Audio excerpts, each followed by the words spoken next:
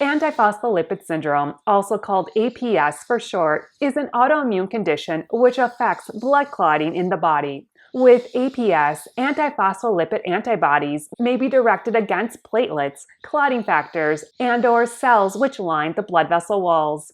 This can cause the blood to become too sticky, which in turn may result in an increased risk of blood clots in the arteries, veins, and placenta. In addition to the increased risk of blood clots, APS can cause other manifestations such as migraines, which may be severe and not relieved by usual migraine treatments, seizures, balance issues, fatigue, a feeling of pins and needles in the hands and feet, memory loss, visual disturbances, and stress fractures. APS can present in a similar fashion to multiple sclerosis, and in some people with antiphospholipid syndrome, they have been mistakenly diagnosed with multiple sclerosis.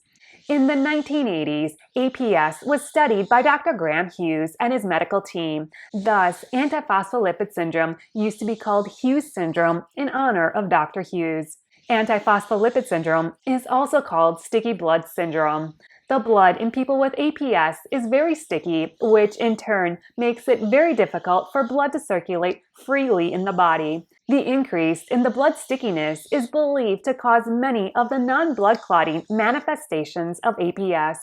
APS is estimated to affect about 1 in every 100 people, or 1% of the population. However, it is highly underdiagnosed. In recent years, there has been a lot of research done regarding APS. Research has demonstrated that postural orthostatic tachycardia syndrome, which is often abbreviated as POTS, neurocardiogenic syncope, NCS, and orthostatic hypotension, OH, may also occur as non-blood clotting manifestations of APS. Symptoms for APS fall into 3 categories: vascular thrombosis, pregnancy complications, and non-vascular manifestations. For vascular thrombosis, this can include blood clots in the arteries, which may present as a stroke, heart attack, peripheral artery disease, and a blood clot in the arteries to the organs. Blood clots can also occur in the veins, which is called venous thrombosis. This includes deep vein thrombosis, which is commonly abbreviated as DVT, a blood clot in the lungs, which is called a pulmonary embolism, and blood clots in veins in other parts of the body, such as the brain or abdomen.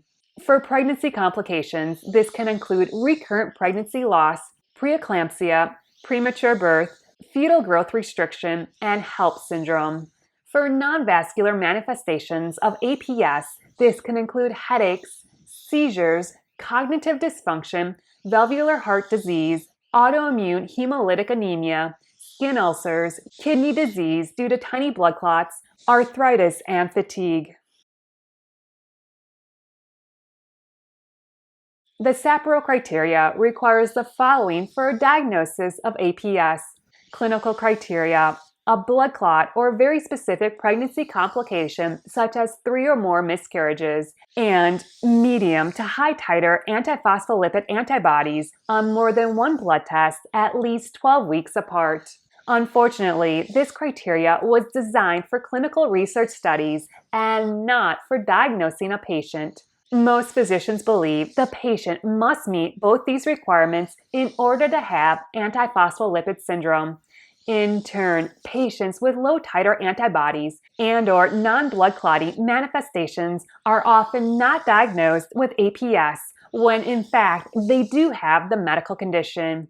Dr. Graham and his colleagues have outlined the following criteria for an APS diagnosis: at least 1 clinical manifestation of APS, including non-blood clotting symptoms, and the presence of 1 or more of the antiphospholipid antibodies in any titer. These include anticardiolipin, IgG, and/or IgM, beta-2 glycoprotein 1, IgG, and/or IgM, lupus, anticoagulant. Once a diagnosis is made, there is no need to repeat the antibody tests. At this time, there is no cure for APS, and APS does not resolve on its own. However, the antibodies are known to wax and wane over time. Repeat testing of antibodies can be very dangerous. There are numerous stories of patients who have had their antibodies fall into the normal range after a physician repeatedly tested their levels. The patient was told he or she no longer had APS and could stop taking the blood thinners. Unfortunately, the patient went on to develop a major blood clotting event. Treatment for APS will depend on the patient's history. If APS was found in a blood test and the patient had no symptoms of APS, aspirin may be suggested. For individuals with a history of blood clots, anticoagulant therapy is often recommended. Warfarin is generally the drug of choice for APS. However, heparin can also be administered. Please note, drugs such as Eliquis and Xarelto are not recommended for people who have APS. Studies have shown people who have APS and are given Eliquis or Xarelto continue to have blood clots and complications from APS. For people who have APS associated with pregnancy complications, the patient needs to be carefully monitored and requires special care. At this time, many experts in POTS and APS believe all POTS patients should be tested for APS. Since this is a new clinical finding, many doctors may disagree with this suggestion. At the very least, the experts suggest all POTS patients with any of the following symptoms should be tested for APS: balance trouble, memory loss, migraine, history of miscarriages, Raynaud's phenomenon, another autoimmune condition, a family history of blood clots, or a family history of autoimmune disease. Thank you so much for joining me. Please remember to like and subscribe down below. Please also remember to comment and share. It really helps my YouTube channel. I hope you have a great day and a wonderful week. Bye-bye.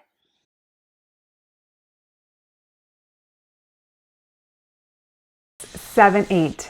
In addition to the... Never mind. Take 74. Oh, I gotta go. Bye.